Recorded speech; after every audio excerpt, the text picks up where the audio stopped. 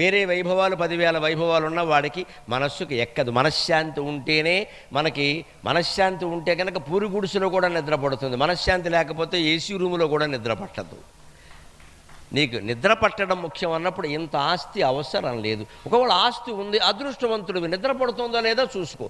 నీ ఆస్తి నిద్ర పట్టేలా ఉంటే పర్వాలేదు, సంపాదించుకున్నా పర్వాలేదు, ఏమి ఇబ్బంది లేదు.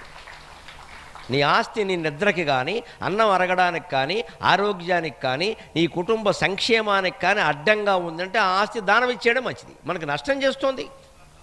మనకి ఆశ్చర్యకరమైన విషయం చెబుతానమ్మా. ఈ దేశంలో పండితులైన వాళ్ళు, బ్రాహ్మణులైన వాళ్ళు ఎలా ఉండేవారో పూర్వం గర్వించాలి మన జాతిని గురించి, ఏ వర్ణమైనా సరే. ఎందుకో తెలుసా?